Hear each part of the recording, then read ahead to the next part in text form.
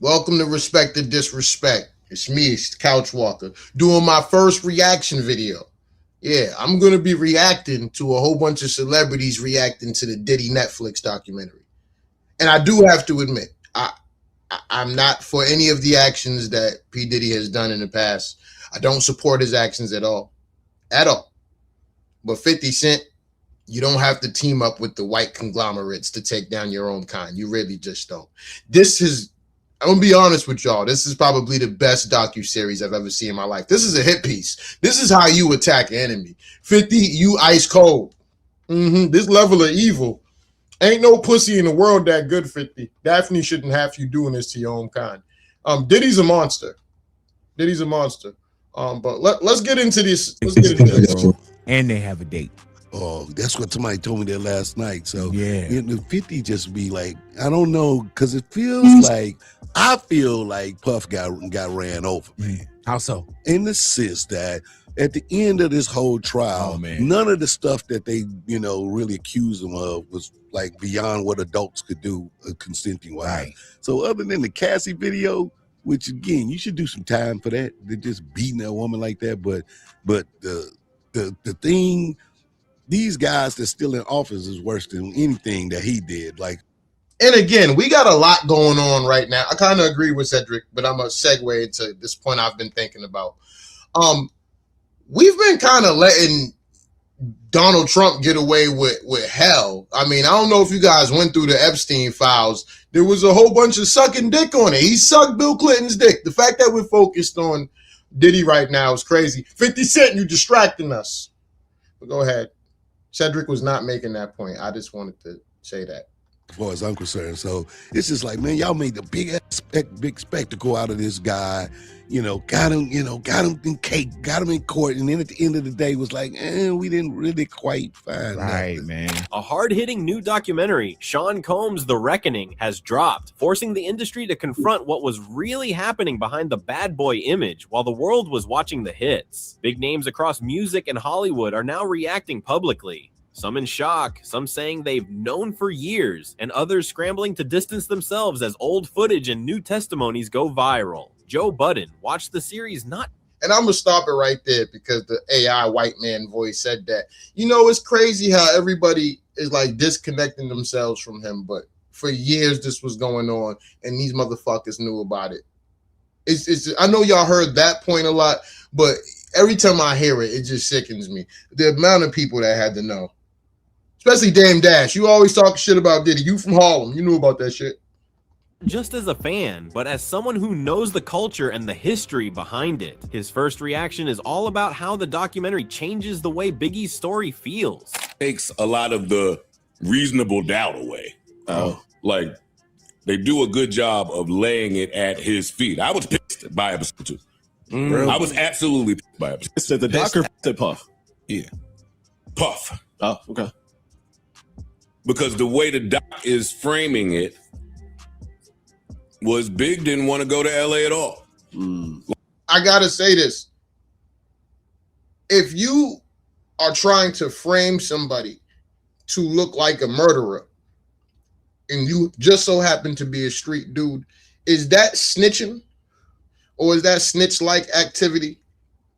I just wanted to know. I don't know if 50's supposed to be making people appear to be murderers. Now, sex offenders, I give all street niggas a pass. You can tell on that. That's not snitching. But murder, And I'm not going out my way to do that, not even to my worst enemy. You know what I'm saying? I don't need help to make black people look bad. 50 and Diddy look bad on this one.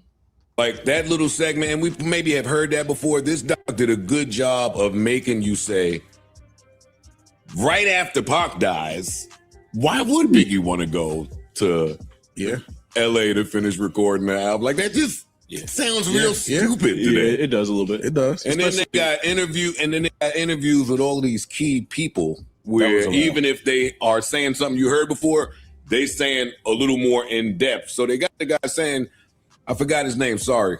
They got him saying, yo, Biggie was supposed to go to LA and then run with me over to London 2 days later, but that didn't happen. He was urged to stay. I mean, and then they get into the swapping of the Rolling Stone cover. He talks about how the doc strips away reasonable doubt and lays key decisions at Sean Combs' feet, especially around Biggie going to Los Angeles after Tupac's death. Hearing old details lined up in a new way with deeper interviews from people. I ain't gonna hold you. That part of the documentary had me fucked up.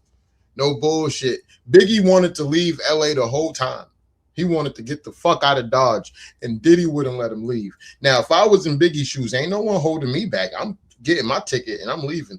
But I wanted to highlight that for those who didn't see the docuseries. Please, this is a matter of fact. This is a don't watch. Don't watch it. Just watch the reviews and niggas like me covering it. We ain't gonna get that shit no play. Not with Donald Trump out here sucking dick. Hell no.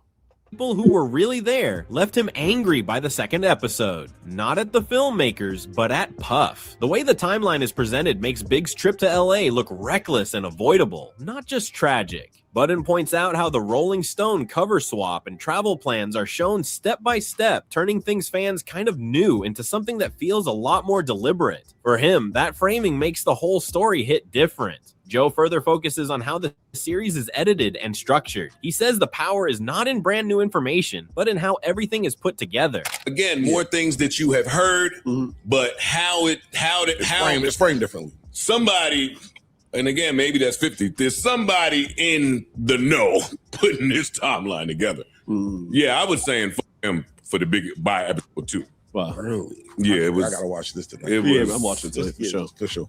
Episode 3, then they get into the women and just where this that life, you know where it goes. And 4 is the end. That's the part where I will never defend Diddy. It's the women. Now we all have our history with women if you get pussy, but what he has done historically with women, that's what we can't stand for. And 50 standing on that as far as this is the reason why he's subjugating him to this slander. But if that's the case, 50, take this proceeds and like donate it to domestic violence victims or something. If you really give a fuck, if it's that real, because ain't nobody like bringing any credence to the victims or the women, of course. But all the extra shit, it's 4 episodes of just slander. It's not just women. That was just 1 episode. Getting back to this. Okay. And 4 is the end. How was it in? Like at home now? Okay. Now, Cassie, they got footage of. They got all the footage. They got footage of Ryan Leslie bringing Cassie in the conference room and then Puff at the head, and then them in the studio with Puff saying, "Yeah, I like this song, but I want to love it. I need a rapper need to do this part that you on, Ryan Leslie." And then there was no more Ryan Leslie. Then there was Kim Porter was the wife, but then Cassie was the wifey. And then when Kim Porter would come around, it was Cassie to go to the spa or some shit because they couldn't be around each other. And then they got fucking Albie Shore and they got Eric Sermon in there talking about Misa. Wow. Talking, when Puff met Misa, yada, yada. Like, it's just a whirlwind of shit. He points out that many pieces were already out there in interviews and rumors, but here they're organized into a tight, devastating timeline. Joe suggests someone in the know helped build that structure, because by episode 2, he found himself cursing Puff for what the pattern showed. He also teases how the later episodes dive into the women around. You see how Joe Budden let his whole opinion be swayed by 50 Cent and some of the greatest Jewish writers who ever lived. This all it takes. If you really hate somebody, just hire some Jewish interns, all right, who just got out of college for some film shit, and they will make that motherfucker look bad. I can paint all sorts of stories out of people's life. I can take the worst elements of your life and make it look bad. And the fact that you can get smart folks, because I consider Joe Budden to be a smart brother, the fact that you can get smart folks to change their perspective on people via a hit piece says a lot about the industry and the world that we're in. Sean, Cassie, Kim Porter, and others, and how the footage connects business moves to personal decisions. When he talks about seeing Ryan Leslie bring Cassie into the room and then watching how quickly her role shifts while Kim is still in the picture, he calls it a whirlwind. For him, that mix of familiar faces and new context makes the story feel overwhelming. Joe is looking at the bigger message of the series. He doesn't write it off as a simple hit piece because it shows both the rise and the darkness. I won't call it a hit piece because they did focus on his success as well. Okay. And that's the story they were telling. Is like, but the success drove him to be a monster. Is that how they framed it? No, I won't say that. But the guy you just I'll tell you how it framed him. It framed him to be like a narcissist, someone who was out for himself only and would do anything it takes to be number one. Diddy, according to this documentary, was out to be number one in the industry. That's why he had to eradicate Tupac and Biggie. I'll say it. For those who didn't see it, of course. Just the guy that got away at every turn. Spoiler alert. Spoiler alert. This is my first review, by the way. I wonder how I'm doing. And continue to rise and rise more. And then when this got dead, the Danity Kane, they went into the whole making the band shit and what that looked like with today's ears and climate. His relationship with Aubrey and how he was sending her shit on some. Did they put her in? Yo, I'm masturbating tonight. I'm gonna think of you, and yeah, I want to fuck. And when that didn't go right, then they pan right to the footage of him kicking out the group, and she looking at him like, "Oh wow." She looking at him like, "Yo, did she speak? Did she speak in the? Huh? Did she speak in the? I think so. It's all fuzzy. It's all fuzzy. I know you just. I know you go rewatch it. You have to rewatch. Oh no, this is. It's all fuzzy. But she looked at him like, my man. Really? Because he's sitting there saying, "You're not provocative enough. You're not promiscuous."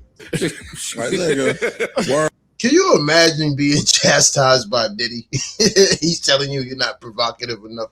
That gotta be weird for a woman or a man, especially a man. And you know he did it to niggas.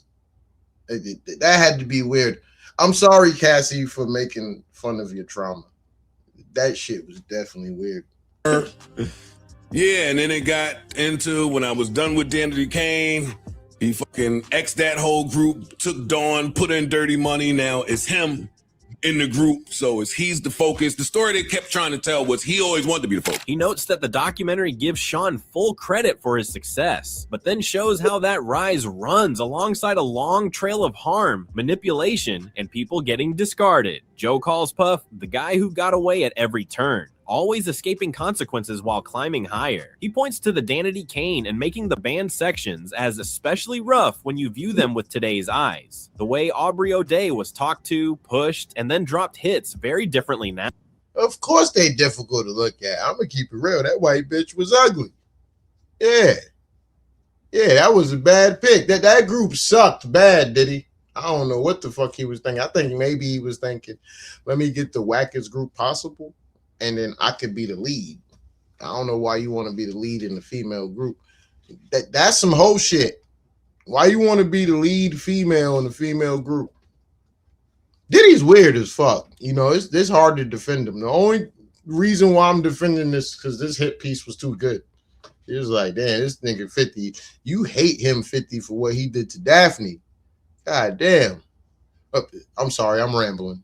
Now, scenes of him criticizing her for not being provocative are cut right against footage of her being kicked out, which Joe says makes the power imbalance impossible to ignore. For him, the series tells a story of a man whose success and control grew together until they turned him into something close to a monster. Waka Flocka watched the Sean Combs documentary and came away looking at the whole industry differently. His first reaction is pure paranoia and relief that he never got too deep into certain circles.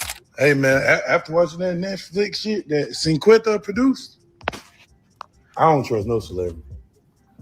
Thank you, God. I never went to nobody party. Why I never do no feature. I don't go to studios. Thank you. I'm not even hot no more. Nobody even requesting me. All that shit, bro. I'm Cinquetta. You showed me something, man. Oh, Hey.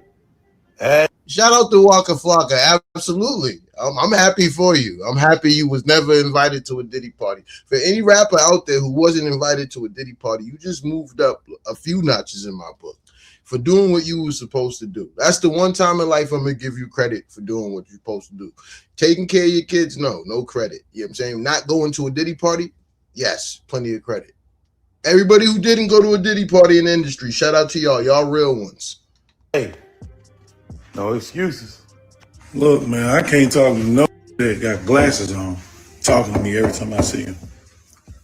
I gotta see the lies in your face. I gotta see the demon in your eyes, the angel in your eyes, the confidence in your words. I gotta know you real, what you're saying to me. I can't trust no man glasses all day, man. Look me in my eyes when we talking, man. Real shot.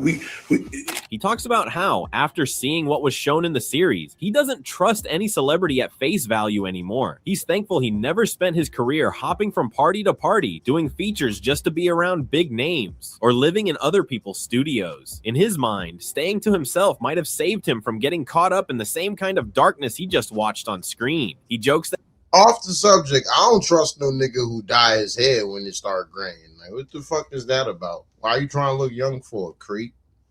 that he's not hot anymore and nobody is calling, but you can hear the relief underneath it. For him, the documentary is proof that distance can be a blessing in an industry that looks glamorous from the outside and deadly on the inside. Waka then switches from calling out fake energy to talking about real priorities. He questions what being a king or a big dog even means if your own house isn't in order. Before you think I'm finna call you a king or a big dog or a real, whatever you say, I'm gonna ask you one question, my boy. How your mama doing, your daddy doing, your brother doing, your sisters doing, your nieces doing, your nephews doing, your cousins doing, your granny doing, your uncles doing, your aunts doing? How they living? Are they caught up on everything? Are they feeling good? Is they health intact? Are y'all really sitting down putting family strategies together? Because the streets ain't gonna teach you that shit. The streets gonna teach you how to survive, get money, make money, bitches, everything else, and how you feel in life. Well, how your family doing? What you hustling for today? Your family gonna be in a better position? I wanna know. I wanna know, nigga. I'm grown. I wanna know how Diddy's kids are gonna be after this shit. This shit's real. It'd be hard for me to stand by my pops. He did all this crazy shit. I'm gonna be real with you. This is wild. I wouldn't stand by no nigga who's that sexually weird. Just so y'all know, I don't know if y'all motherfuckers know, pause before I say this and pause after I say this. Diddy was collecting male semen. He was doing a lot of awkward shit. If that was my father, I would have to disown him and denounce my I'm no longer your progeny. That's what I would say. Moving forward, again, I'm off the subject. This is my first reaction video.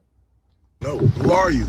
He says before he salutes any man as powerful or real, he wants to know how that person's family is actually doing. Parents, siblings, nieces, nephews, everybody. If the people closest to you are struggling, sick, or forgotten while you flex on camera, he doesn't see that as success. He points out that the streets teach you how to chase money and survive day to day, but they don't teach you how to build a healthy family or a stable life. His point is simple but heavy. What are you really hustling for if the people you claim to love are still stuck in the same place? In the shadow of everything exposed about Sean Combs, that question hits even harder. The Breakfast Club don't sugarcoat how the series makes Sean Combs look. From their point of view, once you've watched it, it's hard to see him the same way again. Shows him as a nasty, negative, unhumble person. And that throughout his career. And that's everybody talking. That's what the sentiment of that documentary is. What do you think? Yes, I agree. And I think it also shows like a lot of greed and just lack of any type of care for people that I think honestly cared about him. Did anybody talk nice about Diddy in that doc? I think Kalina tried a bit when she talked about like, you know, she loved him so much that she would definitely jump in his casket. Why? I mean, for one album and you jumping in caskets? You know what is going on? One album, yo. One album, come on, yo. Capricorn says she, you know, was trying to protect him in the culture doing all that casting stuff. What culture? We got to stop saying that. What culture are we protecting by protecting somebody like Diddy? You're not protecting hip hop culture. What you're actually protecting is the culture of. They talk about how the documentary paints him. Hey, keep that same energy for that. See, that's one thing I don't like about Charlamagne. He pick and choose his victims. Keep that same energy for 50 Cent. He's a predator too. He got a whole bunch of well, I'm not gonna say a whole bunch. Now I'm getting out of hand. But he got a couple little lawsuits on him too for abuse. All right.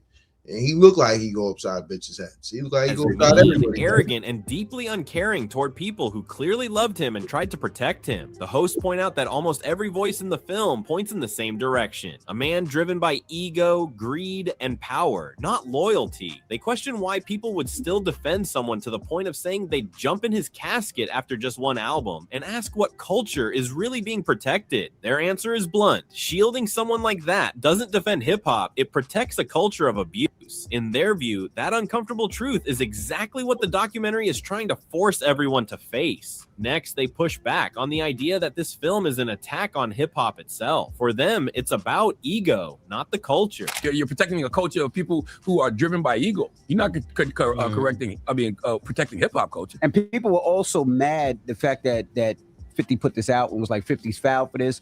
But I think people should just want the truth, right? 50 is foul. We do want the truth. And the reason why he's foul is because he went out his way to disparage a black man, and he worked with white people to do so. All right? And it's all over an Asian bitch. I said it. And that's the truth. You can't be mad at it. And I know people are skewed, right? Because Puff done gave you so many different things. He done gave you Biggie. He done gave you Total. He done gave you Craig Mack. He didn't give you the 90s and 2000s sound. He done produced for Jodeci, Mary J. Blige. Wife is in there pissed. All that shit go down the drain when you start collecting male cum. For real. I don't, not all of them accolades don't mean shit. At Diddy. Craig Mack's wife is in there pissed at Diddy. Yeah. Well, people are complex though. I mean, and you know, yeah, he did contribute all of those things. And he did do some really foul things too. So, you know, you have to deal with the complexities of all of that. Right. But you could still be a monster and giving you some of the best musics of your career, of your life. They argue that people who are angry at 50 Cent for putting this out are missing. Why would they even bring that point up? We know he's made great music with all sorts of artists throughout there. That doesn't matter, Breakfast Club. Y'all too old to be using stupid ass talking points like that. Expect that from college kids. Fuck you bringing up his career for, Envy. The point. If what's shown is true, the priority should be truth, not loyalty to a brand or an era. They remind listeners that yes, Sean gave the world Biggie, Total, Craig Mack, and a whole sound that defined the 90s and 2000s, but that doesn't erase the damage he's accused of doing to real people. They lean into the idea that a person can create legendary music and still be a monster in their private life. That tension, they say, is what fans now have to sit with, loving the art while no longer denying the harm behind it. Finally, they tackle the argument that this is just one black man tearing down another. The hosts say to ignore the real history and personal stakes underneath. They actually say in the cease and desist that this is like one black famous man against another, which a lot of people are saying as well too. But I think, what you mean black famous man against another? So like you're putting 50 Cent, who's the EP of this, they're saying that Netflix is using one famous black man to just go and be against another. Talk about that for a second. Let me go in on that for a second. They absolutely are taking the opportunity to use 50 Cent against his own kind to cause distraction away from the fact that Donald Trump was sucking Bill Clinton's dick. I'm always going to remind y'all of that, by the way. Moving on. I keep hearing people say that, right? What's that? You don't know the backstory of the 50 Cent Diddy situation. Nobody does. And if you knew the backstory of the 50 Cent Diddy situation, all of this would make sense. But I will tell y'all this, 48 Law to Power says, do not offend the wrong person. I don't even know the backstory. I'm going to stop and say this. Whatever the backstory is, that bitch Daphne a part of it. All right? 50 Cent's BM, she's a part of it. I said it. So it's not. I don't know. We do know enough of the backstory. What, the shopping? No, we do know enough of the back. We know the Diddy and the baby mama. Correct. Okay. Right. Yeah. And it's one thing if you with the baby mama, but if you're gonna you see, I mentioned that, taunt somebody about that, right? Mm-hmm. Do not offend the wrong person. Now, also, he clearly offended the wrong person. Also, when and 50's on his ass for life. Also, in the doc, it makes it seem like that was Diddy's MO. They explain that there's a long, messy backstory between 50 Cent and Diddy that most people don't fully know, but it's clear enough that lines were crossed, citing the don't offend the wrong person idea. They suggest Diddy picked the wrong guy to play with, especially when it came to taunting him over family relationships. In their view, what's happening now is less about random beef and more about consequences finally catching up. They reject the idea that this is some kind of community betrayal and instead frame it as accountability from someone who refused to stay quiet. To them, 50 is on his neck for life because a limit was crossed that can't be walked back. As the documentary hits the world, he's a petty motherfucker. That's all that means. 50 petty.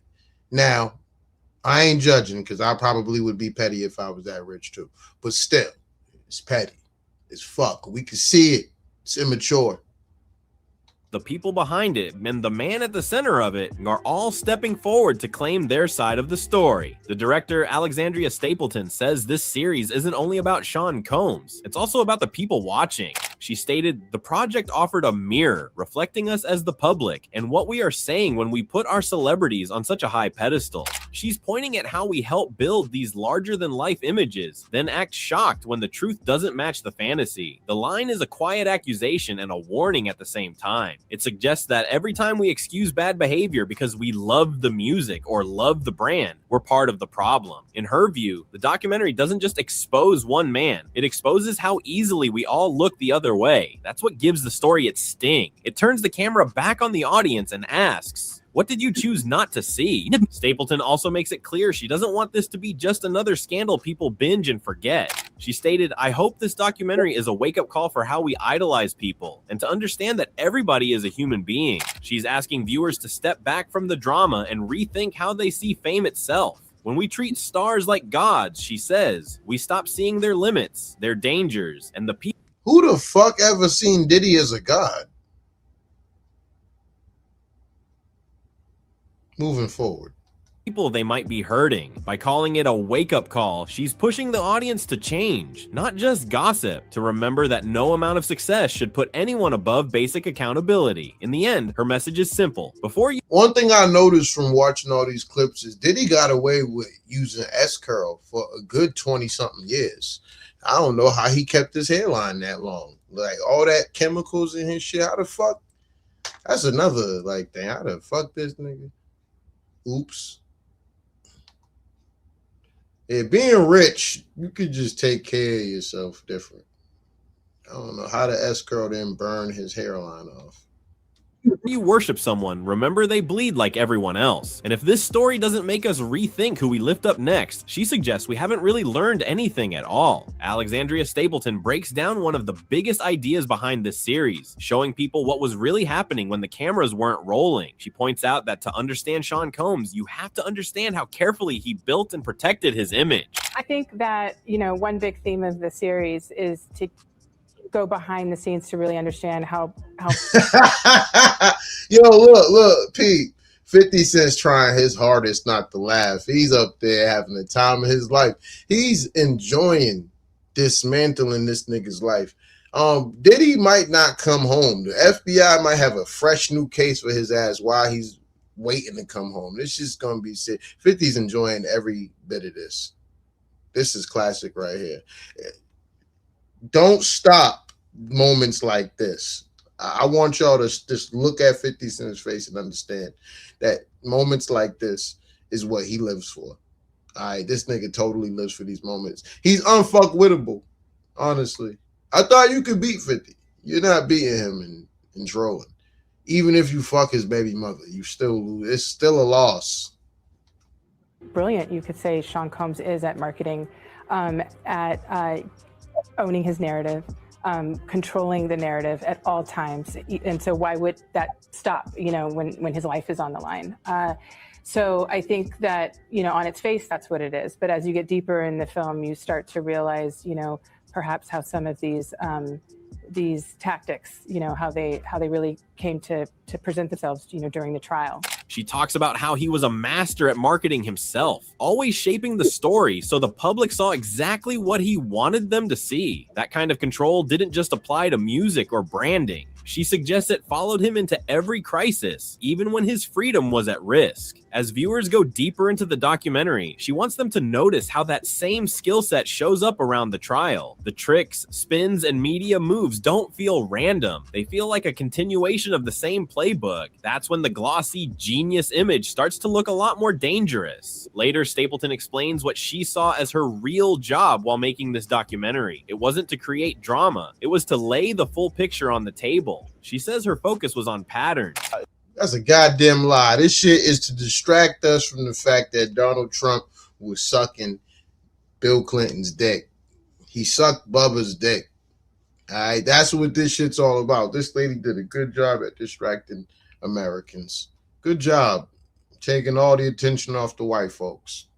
They'll say we had beef for 20 years, but I have hired both of his sons for different projects that I worked on, like both two different television shows, Quincy and Justin.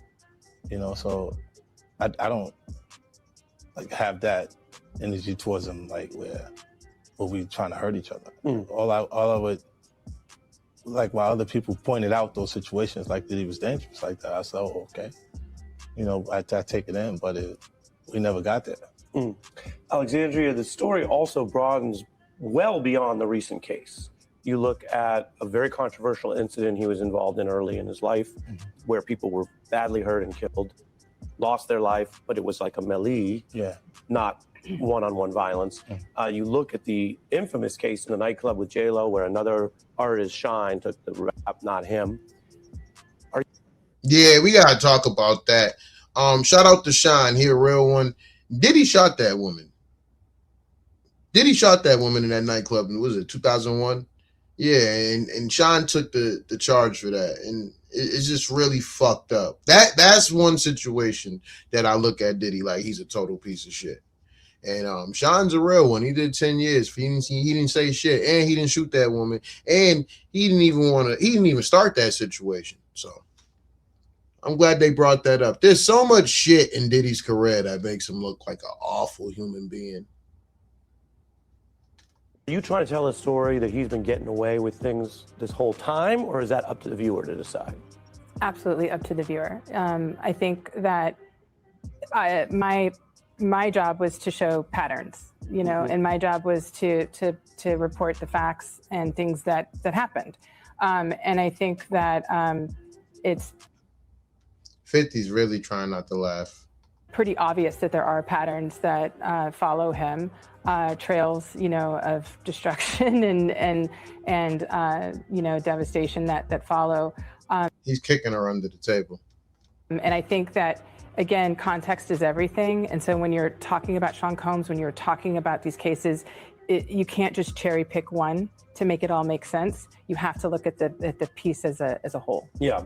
Not just single headlines or isolated scandals. When you line up the stories over time, she argues, you start to see the same kind of harm and chaos trailing behind him in city after city, year after year. She stresses that you can't just pull out one case you like and ignore the rest if you want to understand what really happened. The power of the film, in her view, comes from looking at every... I know where all that baby oil went. It went all over him. Look at this greasy motherfucker. This shit's crazy. The amount of S-curl and baby oil it takes to keep this nigga shiny all day. Yeah, you got to be a creep. That's a red flag. Whenever a nigga just greasy all the time, just beware of that. Everything together, the lawsuits, the testimony, the personal accounts, as one long connected story. Only then, she suggests, can people see the true scale of the damage and decide for themselves who Sean Combs really is. Sean Combs and his team are not staying quiet while this documentary spreads across the internet. Instead, they're firing back hard, trying to flip the narrative on its head. He stated, Netflix's so-called documentary is a shameful hit piece that relied on stolen footage that was never authorized for release. They've described the Netflix series as nothing more than a calculated attack, accusing it of twisting the story to destroy what's left of his name. In their view, I'll be real with you. There gotta be some lies in the documentary, but the person who wrote it did such a great job at pushing that narrative that it's like, at least one of them things gotta be true. Moving forward. This isn't journalism or truth-telling. It's entertainment built on material they say was never meant to be seen. By calling the footage stolen and unauthorized, they're planting doubt in the... It was definitely stolen. viewer's mind before the first frame even plays. The message. That pinstripe look crazy, not in a good way. I'm not the best guy on fashion, but Diddy was a tacky motherfucker. All these clips is just showing me how corny he was. I just reminded me. He was always corny. Diddy was corny since the 90s. I hope people out there wasn't glorifying this man as a god. He was just rich, all right? And he was rich and weird. And he's been weird for quite some time. Since the 90s. Since I was in fucking elementary school, Diddy has always been weird. Moving forward. Is clear. Don't trust what you're watching, because the people who made it, according to them, crossed lines just to get it finished. Whether that defense convinces anyone or not, it shows Sean is still fighting to control the story, even from the middle of the storm. While Sean's team tries to paint the documentary as stolen and unethical, Netflix is pushing back just as hard. The streamer is defending its work, and the journalist behind it insisting nothing. I will say that it is unethical. Whether it's legal or not, this is totally unethical. And it's a distraction from the fact that Donald Trump sucked Bubba's dick. Pause. Nothing about this series was done in the shadows. Netflix stated the footage of Combs leading up to his indictment and arrest were legally obtained. With that line, Netflix is telling viewers that what they're seeing isn't some hacked leak or shady grab. It's material they say they had every right to use. Their response aims to calm any doubts about the integrity of the project and shift the focus back to the behavior shown on screen, not the process of getting it. By stressing that the cameras were rolling lawfully, they're also signaling they're ready to stand their ground in court if needed. In the bigger battle over this story, it's now Sean's word versus a global platform that says it followed the rules. That clash doesn't just shape his legacy, it also decides how much trust the audience puts in what they're about to watch. 50 Cent, who helped drive this Netflix series into existence, is playing his part in the drama too, and he remains silent about where the most explosive material came from. He leans into mystery instead of giving straight answers. Well, I mean, you know, you're a journalist, Harvey. Harvey, you would not disclose your sources. We usually don't. Yeah, but I got it. Yeah. He frames himself almost like an investigative journalist, reminding the interviewer that nobody's serious. You know, off the subject, the fact that I'm able to cover this story a week later just goes to show you how much of a distraction this shit really is. And this is amazing content, by the way. I know I'm talking a lot of shit about the play that 50 made, but I wouldn't have much to talk about if he didn't do this shit. This is one of the most amazing pieces I've ever seen in my life. And I appreciate it.